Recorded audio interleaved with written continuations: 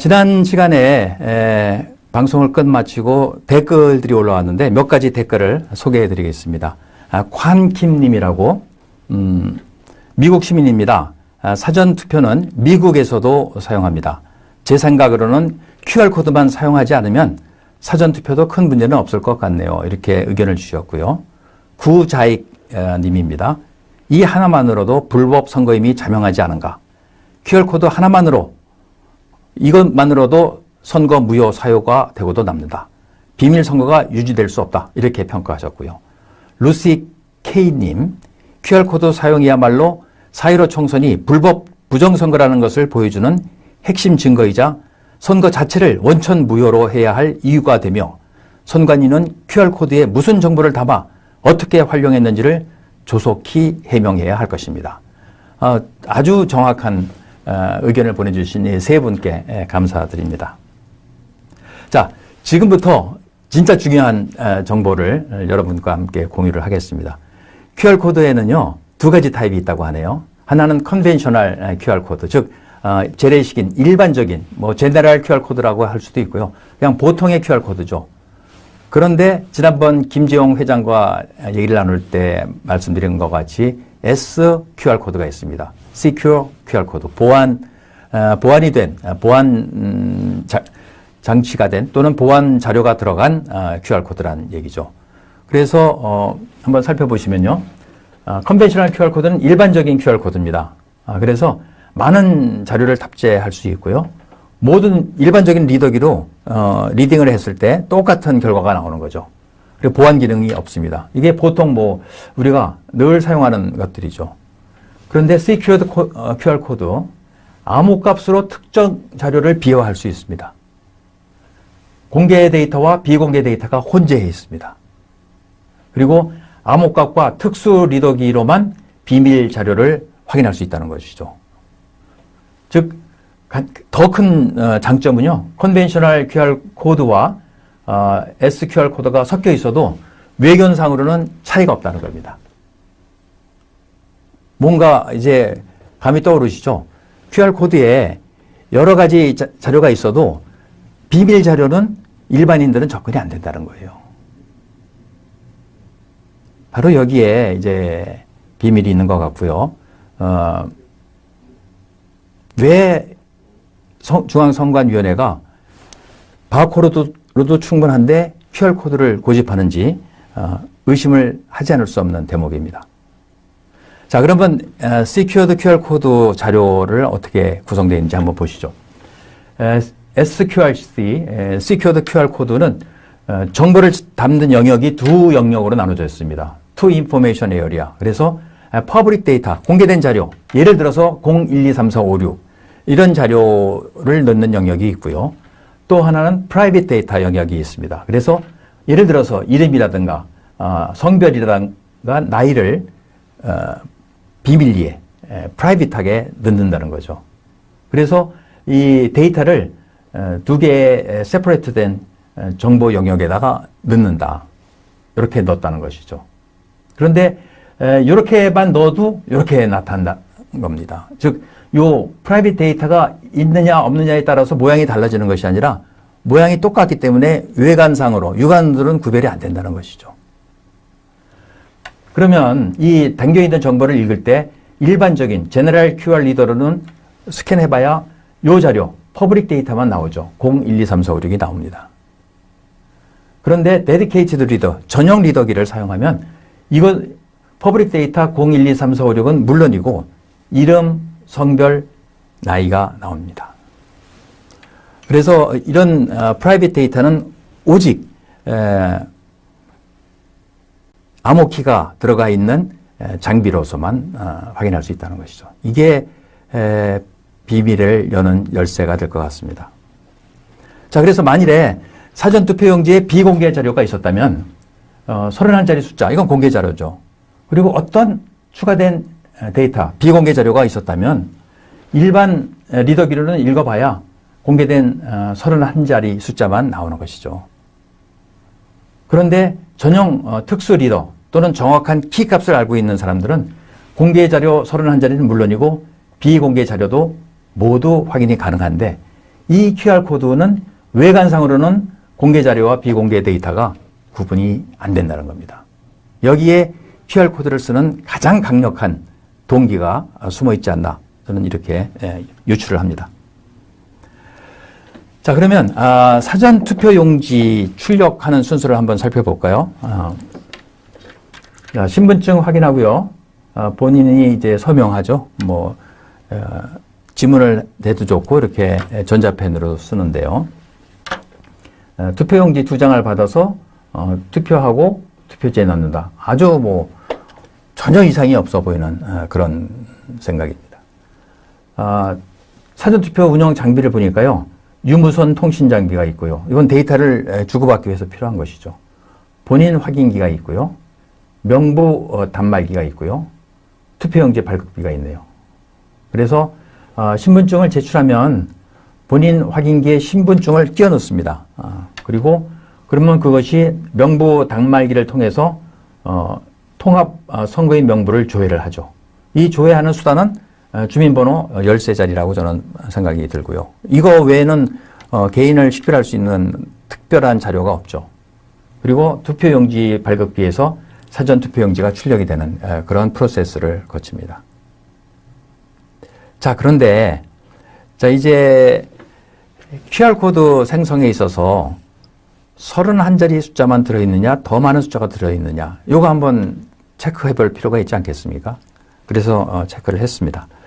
자, 담을 데이터 31자리입니다, 이거. 우리가 쭉 지난 시간부터 했던 그 31자리. 2020년 4월 15일 국회의원 선거. 또 되풀이합니다. 국회의원 선거 2470. 이게 구미시였죠. 구미시 갑선거구. 2470에 0 하나니까 구미시 갑선거구에 4707은 다시 관할선거관리위원회 구미시 선관위를 되풀이하고요. 0039073 거기서 투표하신 39,073번째 투표자가 되겠습니다. 근데 요것만 31자리만 하지 않고 거기다 13자리, 임의의 13자리를 넣어봤습니다. 1, 2, 3, 4, 5, 6, 7, 8, 9, 0, 1, 2, 3 해서 44자리를 만들어 봤고요.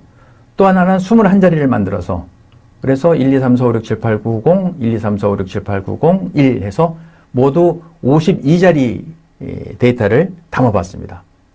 지난 시간에 말씀드렸지만 버전 1, 버전 1에다가 이 44자리를 넣으니까요. 에러 메시지가 뜹니다. input string too long.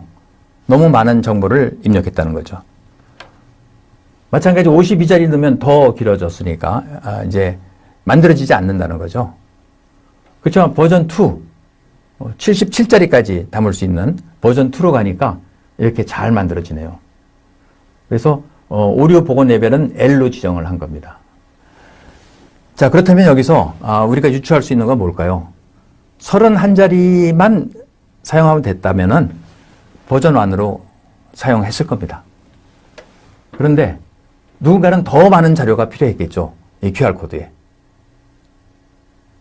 그러니까 버전 1으로는 사용할 수가 없어요. 버전 2로 갈 수밖에 없죠. 버전 2로 가니까 44자리를 담을 수도 있고 52자리를 담을 수도 있고 또 여기서 31자리는 공개 자료로 만들고 나머지 13자리 또는 21자리는 비공개 자료로 만들면 일반인들은 QR코드를 아무리 분석을 해도 31자리밖에 안 나오죠. 여기에 QR코드의 비밀이 있습니다. 그리고 그것을 끝끝내 숨겨야 되는 이유가 또 있기도 하죠. 그런데 이게 가려질 수 있을까요? 이제 모든 국민들이 알게 됐습니다. 이런 의문을. 그러면 선관위 당신들은 바보입니까? 버전 1이면 되는데 버전 2를 왜 씁니까? 거기에 대해서 버전 1이나 버전 2나 돈 차이가 없습니다. 예를 들어서. 그래서 더 많은 정보를 담을 수 있는 걸 택했습니다. 그게 올바른 답이 될지는 잘 모르겠어요. 다음번 한번 보시죠. 그래서 QR코드를 사용한 중앙선거관리위원회가 답해야 될 질문입니다. 이 질문은 바로 중앙선거위원회가 2017년 대통령 선거 무효소송에 대한 질문서에 대한 답변에 나와 있는 겁니다. 그래서 한번 보시면요. 우선 디지털 기기로 사전투표용지를 제작 또는 복사해서 사용할 경우 그 위조된 투표용지를 정확히 가려낼 수 있도록 하기 위함이다 그랬기 때문에 이번에 26개 선거구에서 재검표가 이루어지지 않습니까? 지금 우리는 그 재검표가 분명히 거기에 위조된 투표용지가 있을 거라고 생각하는 거죠. 그러면 위조된 투표용지가 없다는 것을 밝히기 위해서는 어떻게 해야 될까요? 그렇죠. 바로 재검표 선거구에서 QR코드를 분석해야죠. 이거는 중앙선거관리위원회가 자신들의 입으로 얘기한 겁니다. 만일에 사전투표지에 위조된 투표지가 있다면 가려낼 수 있다. 이번에 가려내야죠. 과연 그렇게 할까요? 만일 안 한다면 이거는 국민들이 거세게 들고 일어나야죠, 이제. 저는 중앙선관위가 분명히 재검표 시에 QR코드를 분석할 것이라고 믿습니다. 근데 혹시 모르겠어요. 뭐, 인원과 장비가 없어서 그러면, 그것을 우리 대한민국서 예비역 장성단이 지원해 주겠다. 우리가 대학생들하고, 팀을 짜서, 제가 보니까 한 10명 정도, 5팀, 2인 1조가 돼서, 노트북하고, QR코드 리더기 가지고 와서 이렇게 분석하면, 엑셀로 쭉 하면, 방법은 다 지금 셋업해 놨고요. 날짜가 정해지면 모여서 리허설도 하고, 더 빠르게 분석할 수 있는 방법을 찾을 겁니다. 거기에 뭐 어떤 정당 참관인도 오셔도 좋고요. 어떤 시민단체도 와서 다 투명하게 확인하셔도 좋습니다. 두 번째로는요. 통상의 1차원 바코드에 비해서 2차원 바코드인 QR코드는 더 많은 정보를 담을 수 있다. 얼마나 좋냐? 그런데 저희는 물어보는 거죠. 왜 더 많은 정보를 담아야 하죠? 그게 왜 좋죠? 그것 때문에 문제가 생기는 것 같은데요. 우리는 이렇게 얘기하고 있는 거죠. 31자리를 담는다면서 왜 77자리를 담을 QR코드를 사용하시는 거죠? 하고 묻는 거예요. 왜 그게 좋은 거예요? 하고 묻죠. 근데 선관위는 그게 좋다네요. 다른 의도가 있기 때문에 좋은 거죠. 더 담아야 될 정보가 있기 때문에 그러니까 좋다고 하는 거 아니겠습니까? 저는 그렇게 해석이 됩니다. 그렇게 의심이 되고요. 제가 잘못된 건가요? 자, 훼손 시 복구가 용이합니다. 그런데 왜 복구 오류 소주는 최하위를 선택했을까요? 자기가 말한 것이 전부 다 모순을 갖고 있어요. 자, 복구 오류 중요합니다 했으면 복구 오류 레벨을 가능한 한 올려놔야죠. 왜 L을 씁니까? L은 최하위 7%가 훼손됐을 때 복구될 수 있는 거거든요. 그 한 단계 올라가면 M이거든요. M은 15%가 훼손돼도 복구할 수 있는 거예요. 그 한 단계 올라가면 Q입니다. Q는 25%가 훼손돼도 복구할 수 있는 거예요. 제일 좋은 건 H죠. 30%, 즉 QR코드의 한 3분의 1 정도가 떨어져 나가도 그 정보를 다시 생성해낼 수 있다는 것이죠. 그런데 이해를 못하겠어요. 자, 다음 보시죠. 자, 이게 QR코드인데요. 버전과 오류 복원 수준과 데이터 양에 따른 QR코드입니다. 자, 우선 이쪽을 보시죠. 실제 투표용지의 QR코드를 이렇게 분석해 보니까 여기 가로 세로에 들어갈 수 있는 셀의 개수가 여기 25개거든요. 그러니까 버전 2고요. 여기 보십시오. 요 좌측 위치 식별 부호 바로 옆에 있는 것이 긴 막대 까만색이면 L입니다. 오류 복원 수준이. 그러니까 L 7%죠. 그럼 여기에 담을 수 있는 숫자는 77자리 숫자가 됩니다. 꼭 77자리가 들어있다는 것은 아니고 77자리까지 담을 수 있다는 거죠. 여기 만들어본 QR코드입니다. 여기 담고 있는 31자리를 가지고 만든 QR코드입니다. 자, 여기는 이쪽 한 변에 들어갈 수 있는 셀의 개수가 21개, 버전 1입니다. 그리고 여기 보십시오. 요 오류 복원 수준을 나타내는 이 심볼, 바로 이거죠. M. 조그만 사각형 하나. 위에는 없습니다. 그래서 M. 15%가 훼손이 돼도 정보를 담고 읽을 수 있고 판독할 수 있는 거죠. 여기에 들어갈 수 있는 숫자는 34자리 숫자입니다. 자, 이 정도면, 자, 31자리 숫자가 필요한데, 34자리의 숫자를 담을 수 있는 이 QR코드를 썼습니다. 그러면 누구도 의심을 안 하고 누구도 말을 안 할 거예요. 그렇지. 뭐 그거야 뭐 딱 31자리 맞출 수는 없을 거니까 이렇게 이해가 된다는 것이죠. 그런데 굳이 선거관리위원회에서는 용량을 많이 담을 수 있는 버전 2의 QR코드를 선택하면서 그렇게 중요하다고 얘기한 오류 복원 기능은 제일 하위로 만들어 놨어요. 이것이 우리가 의심을 하는 가장 큰 이유입니다. 이거에 대해서 선거관리위원회는 답을 해야 됩니다. 만일에 이걸 모르고 했다 그러면 정말 무능한 거고요. 알고서 했다면 의심이 되는 거죠. 더 파고들어야 되는 거죠. 그래서 선거관리위원회가 무능한 쪽을 택할 것이냐, 우리는 다 알지만 그렇게 했다고 할 것이냐, 뭐 답은 뭐 뻔할 것 같네요. 우리가 그 부분은 잘 몰랐습니다. 할 것 같네요.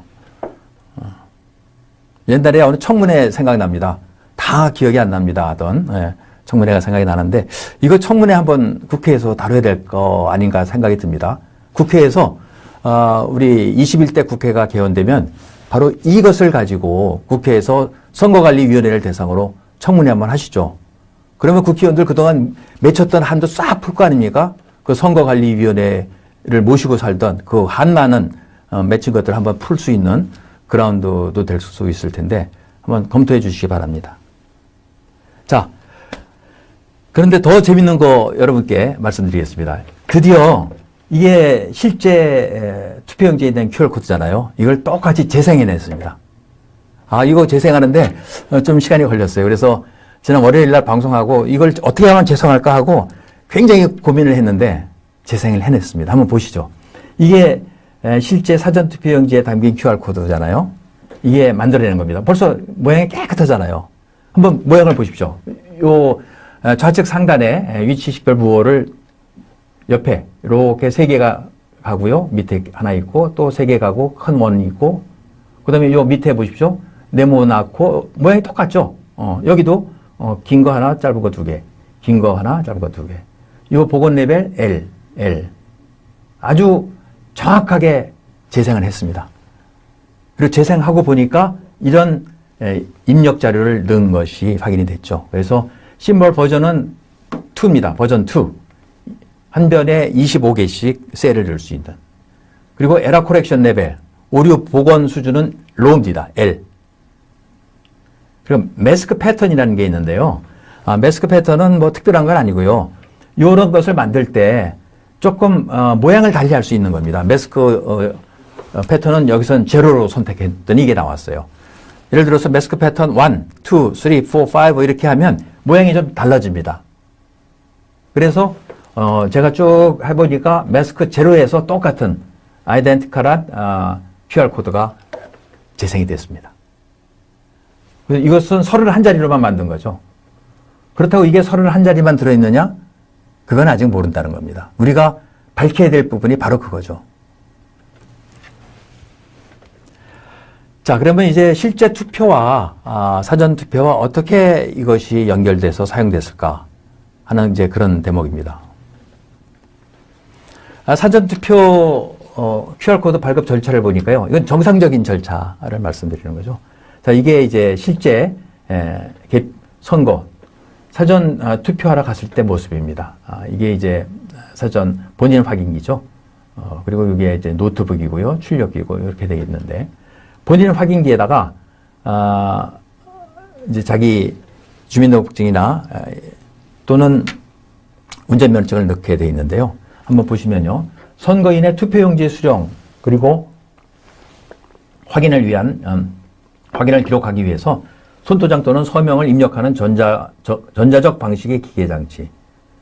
자, 근데 여기서 중요한 것을 자꾸만 말을 안 해요. 이건 중요한 게 아니고 여기에 신분증을 삽입한다. 이게 중요한 거죠. 근데 그 제일 중요한 말을 안 하고 애들로 그런 말을 자꾸만 피하는 겁니다. 여기에 분명히 해보신 분들은 알잖아요. 여기에 무엇을 넣느냐? 신분증을 넣게 돼 있어요. 여기다가 꼭 우리 편의점 가면 계산할 때 이렇게 계산 하는 요런 데에다가 크레딧 카드 넣지 않습니까? 그것처럼 여기다가 주민등록증 또는 운전면허증을 넣어야 됩니다. 삽입해야 돼요. 그러면 이게 바로 옆에 있는 명부 단말기와 연결이 되죠. 그래서 통합선거인 명부, 통신망을 통해서 선거인을 조회합니다. 노트북인데요. 즉 여기서 중앙선관위의 중앙서버로 연결이 되는 거죠. 여기서 뭐가 들어갈까요? 당연히 주민번호가 들어가야죠. 딴 거는 우리나라에서 지금 딴 걸로는요. 개인을 식별하기가 굉장히 어렵습니다. 이름만 가지고는 동명이인이 너무 많기 때문에 결국 주민번호 13자리가 들어가서 이 사람은 홍길동이네.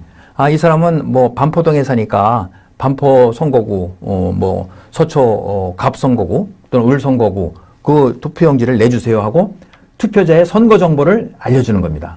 중앙선관위에서. 그러면 이 명부 단말기가 받아서 투표용지를 발급할 수 있도록 투표용지 발급기에다 명령을 주는 거죠. 그래서 2장의 투표용지가 나오면 이제 선거인한테 줌으로써 선거가 시행되는 거죠. 아주 절차는 잘 만들어 놨습니다. 그런데 말입니다. 만일에 이게 정상이 아닌데 이게 죄송합니다. 정상은 아니고요. 그런데 만일에 여기서 한번 보십시오. 자, 여기 지금 신분증을 넣는 모습이 보이지 않습니까? 신분증을 넣으면 명부 단말기가 투표자의 개인정보를 중앙선거관리위원회 서버로 보내서 중앙선관위에서 선거정보를 보내줍니다. 여기까지는 똑같아요. 그런데 바로 명부 단말기가 투표용지 발급기에다가 명령을 할 때, 투표용지 발급 명령을 할 때 개인정보를 같이 들어간다면 그러면 이 QR코드에 개인정보가 들어갈 수 있는 거죠. 어떻게 들어가느냐? 여유가 있으니까, 공간이 있으니까. 즉 77자리까지 들어갈 수 있는 QR코드를 사용하기 때문에 여기 필요한 31자리 외에도 44자리의 여유가 있는 겁니다. 46자리에 31자리 플러스 46 하면 77자니까 46자리에 어떤 정보를 넣었는지 우리는 이제 확인해 봐야죠.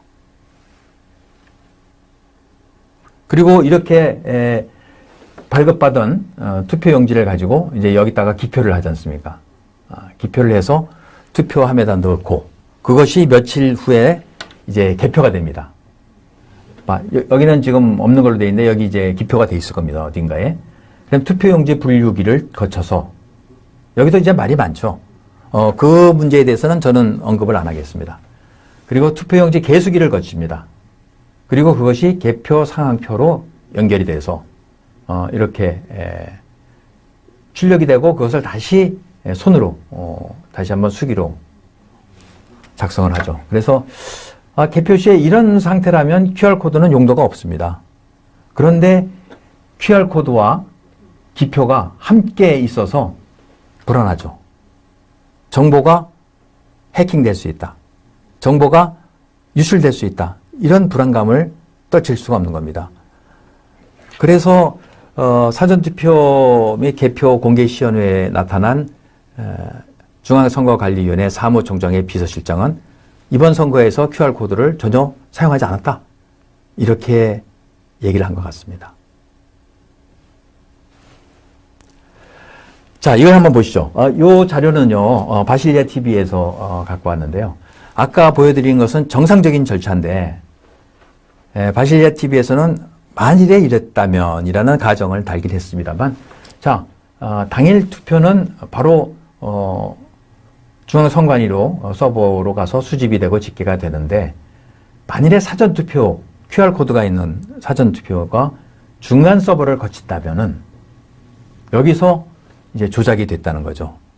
근데 저는 거기에, 여기에, 이런 얘기를 할 수 있는 겁니다. 즉, 이 투표용지에 개인정보와 기표정보가 한꺼번에 있기 때문에 여기 중간 서버가 개인정보와 기표정보를 한꺼번에 추출한다면 빅데이터가 형성된다는 거죠. 어떤 빅데이터가요? 사전투표를 한 27%의 국민이 누구에게 표를 던졌는지를 알 수 있다는 거죠. 이거는 아직까지는 가설 단계고요. 추정 단계지만 충분히 그럴 개연성이 있지 않습니까? 만일에 이런 중간 서버를 설치했다면 과연 조작만 하고 말았을 것이냐? 그리고 QR코드에 모든 정보가 들어있는데 그걸 활용 안 할 것이냐? 누가 그랬지 않습니까? 50년, 100년 장기 집권할 수 있다?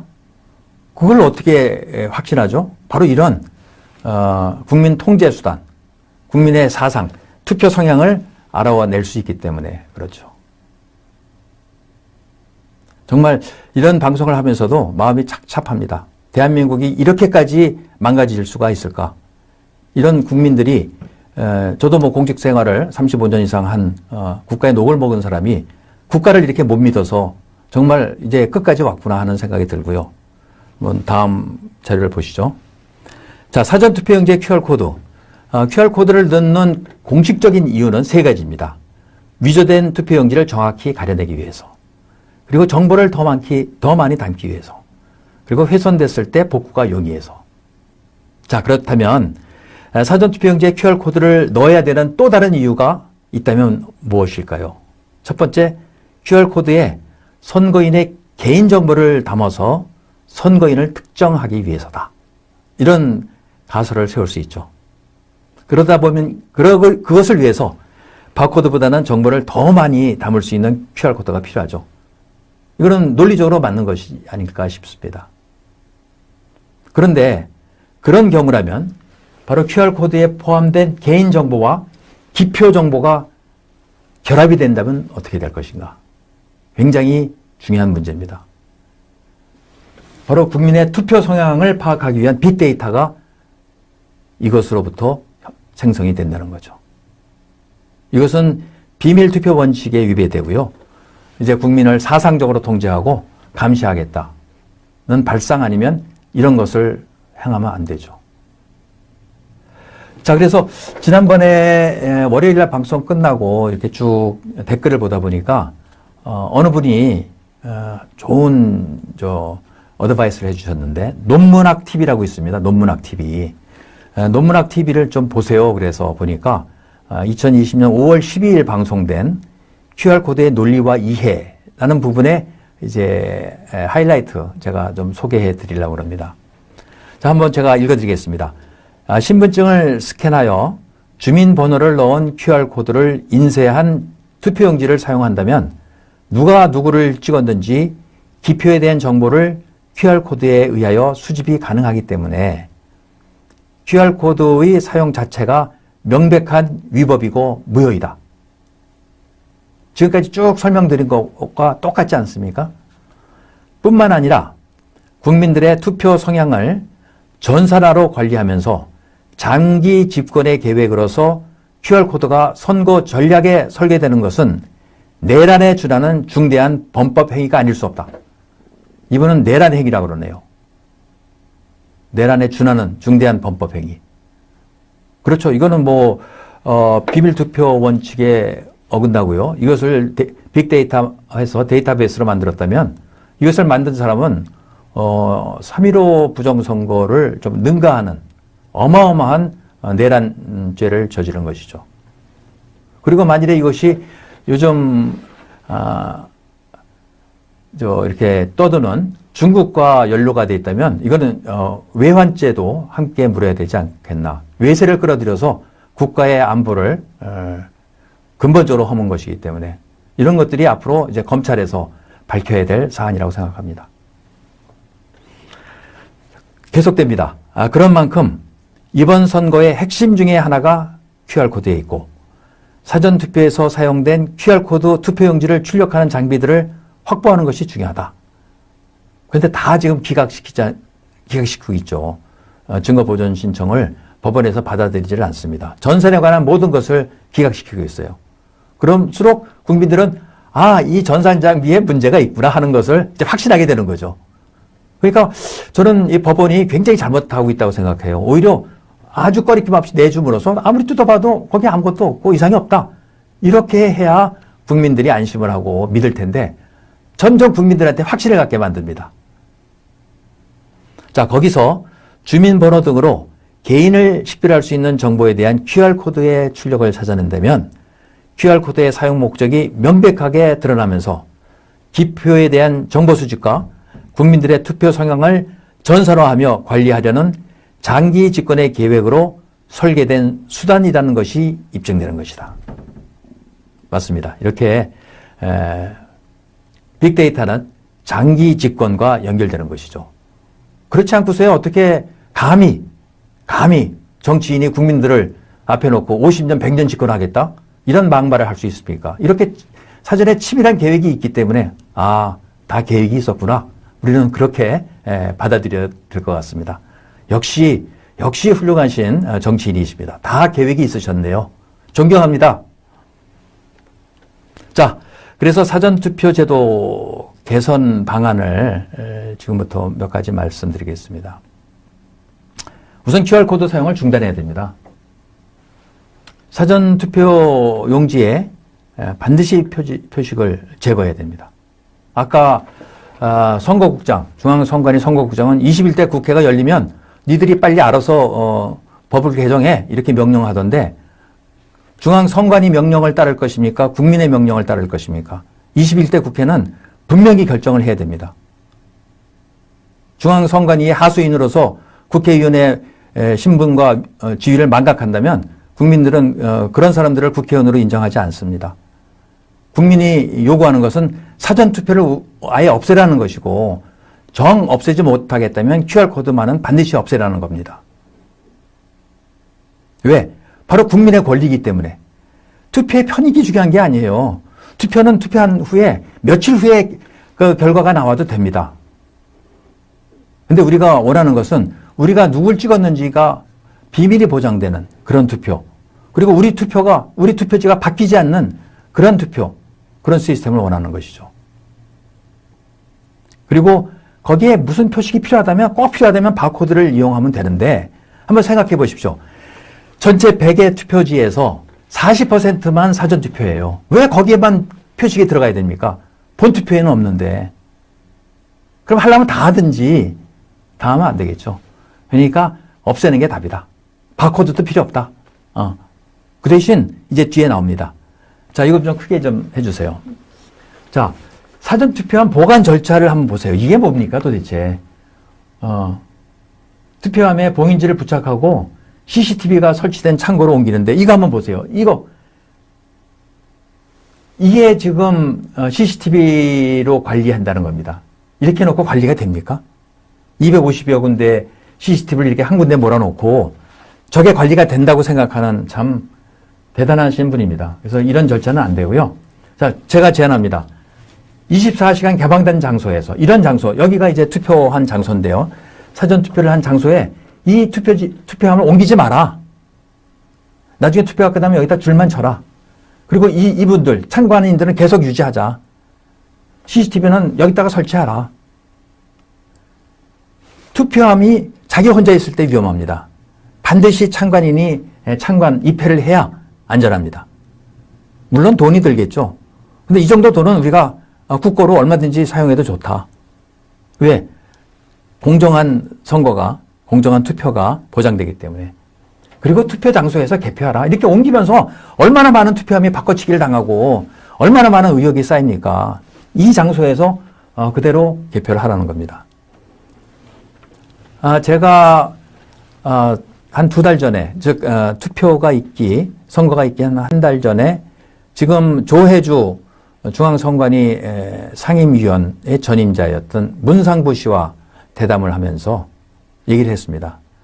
왜 투표 장소에서 개표를 안 합니까? 그랬더니 투표 장소가 너무 많기 때문에 그 많은 장소에 선거관리위원 그 직원들이 다 갈 수 없답니다. 아니 선거관리 직원이 하는 일이 뭐 있는데 그거 좀 이상하죠? 자기들이 있어야 반드시 개표를 할 수 있다? 아니 국민들이 있지 않습니까? 그리고 여야 당사자들, 입후보한 당사자들 참관인들이 있고요. 그리고 대표적으로 한 명씩만 가 있으면 되지 한 군데 몇 명씩 있을 필요 없다고 저는 생각하는데 하여간 이유가 그런 거예요. 이유가. 자기들이 없으면 개표가 안 된다. 자기들이 없으면 투표가 안 된다. 이런 생각을 갖고 있기 때문에 국민들이 아무리 얘기를 해도 안 듣는 거죠. 그렇지만 우리는 분명히 이번 문제점, 특히 QR코드의 문제점을 인식을 해야 됩니다. 가장 좋은 것은 사전투표를 없애는 것이고 사전투표를 없애면 당일 투표를 한 이틀 정도 하면 됩니다. 그렇지만 사전투표를 꼭 해야 되겠다. 그렇다면 사전투표 용지에 아무것도 넣지 마라. QR코드 넣지 마라. 바코드도 넣지 마라. 그리고 사전투표함을 움직이지 마라. 움직이지 않으려면 참관인들이 계속 24시간 감시를 해야 되겠죠. 시민단체도 가서 할 수 있고요. 누구든지 가서 할 수 있기에. 그리고 오픈된 장소에서 불 켜놓고 24시간 CCTV 감시하고 만일 여기에 접근하는 사람은 무조건 체포한다. 이렇게 되는 거죠. 선관위 직원도 가면 안 되는 겁니다. 이때부터는. 그리고 이 장소에서 개표를 하라. 그러면 국민들이 믿을 수 있을 것 같습니다. 자, 이제 마지막 자료인데요. 자, 중앙선거안위원회에 질문을 하겠습니다. 이거 좀 크게 틀어주십시오. 이거 중앙선관위가 봐야 되니까. 자, 중앙선관위 첫 번째 질문입니다. 사전투표용지에 QR코드를 사용하는 것은 위법인 것은 아시나요? 자꾸만 자기들은 QR코드가 막대 모양의 코드이기 때문에 위법이 아니다 그러는데 QR코드가 어떻게 막대 모양입니까? QR코드는 네모난 판에 조그만 네모 셀로 까만색, 하얀색 셀로 구성된 것이죠. 그것을 막대 모양이니까 위법이 아니다? 아니 막대도 모릅니까? 막대도? 두 번째, 바코드에도 31자리 숫자가 충분히 담기는 거 아시나요? 그리고 아까 시연 보여드렸죠? 그 바코드 5.6cm 길이의 바코드를 쭉 끌고 와서 사전투표용지에 딱 넣으니까 잘 들어갔죠? 예쁘게 들어갔습니다. 전혀 문제없이 들어갔습니다. 그리고 거기 숫자가 있는 게 거실리면 숫자 없이도 나올 수 있어요. 지난주에 지난 월요일 날 다 시연을 보여드렸지 않습니까? 세 번째, 훼손 시 복구가 중요하다고 하면서 왜 복구 레벨은 최하위로 썼나요? 그걸 알기나 하십니까? 선거국장님, 사무총장님, 상임위원님, 중앙선관위원장님, 복구 레벨이 최하위였다는 거 알고 계십니까? 그 다음에 이번 총선거 재검표가 26군데 이루어집니다. 그때 투표지에 QR코드 분석하실 거죠. 이건 반드시 해야 됩니다. 국민의 명령입니다. 이걸 안 하겠다면 아마 그 뒤로는 걷잡을 수 없습니다. 어떤 사태가 벌어질지 장담할 수 없기 때문에 우리 법원에서 판사님들은 이 변호사들이 요청할 겁니다. QR코드 분석하자고. 그러면 순순히 아주 호의적으로 받아들여 주시기 바랍니다. 자, 마지막입니다. 사전투표용지에 31자리 숫자 외에 어떤 정보가 들어있을까요? 참 이게 궁금하네요.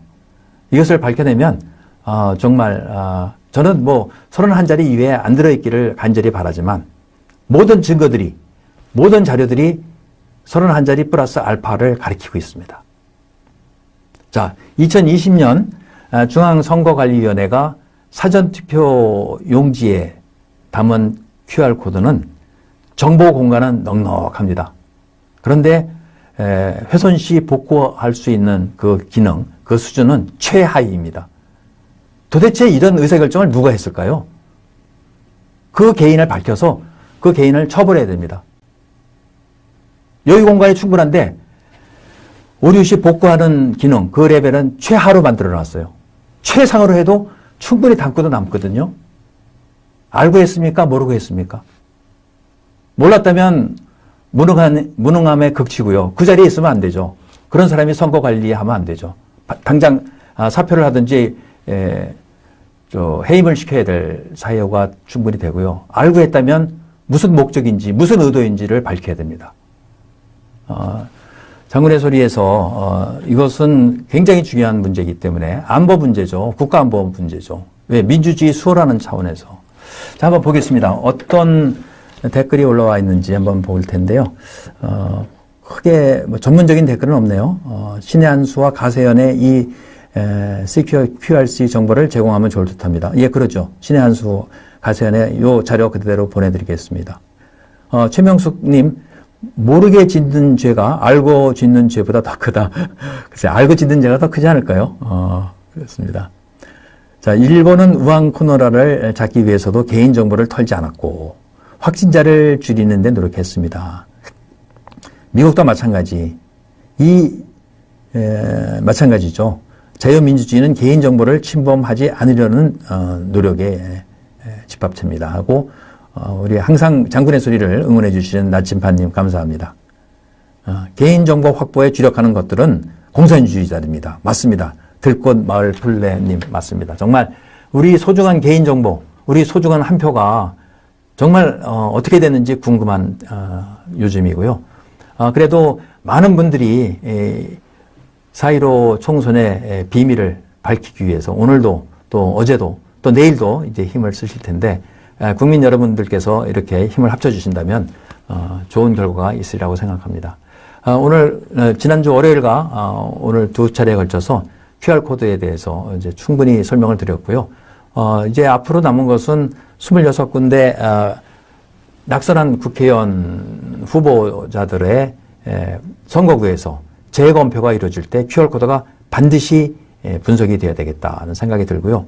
21대 국회에서 사전투표를 없애든지 아니면 사전투표용지에서 QR코드를 담지 못하도록 모든 개인정보를 담지 못하도록 해주시기 바랍니다. 이것은 비밀투표 원칙, 공직선거법, 또 국민들의 개인정보 보호를 위한 기본적인 요구사항입니다. 절대로 중앙선관위의 명령이나 그 흰소리에 꺾이지 않는 21대 국회를 기원합니다. 국회가 아마 내일 모레부터 이제 효력이 시작될 텐데 21대 국회에 거는 기대 이것으로부터 증명이 되겠습니다. 자, 그리고 혹시 방송이 끝나더라도 더 좋은 의견이 있으시면 댓글로 좀 올려주시면 저희들이 QR코드를 더 확산시키고 더 연구하는데 중점을 두고 밝혀나가도록 하겠습니다. 두 번에 걸친 방송에 참여해 주신 시청자 여러분께 감사드리고 이거 굉장히 중요한 문제니까 좀 많은 분들께 이렇게 전파를 해주시고 이렇게 설명을 해주세요. 그리고 QR코드 만들어 보면 재미있거든요.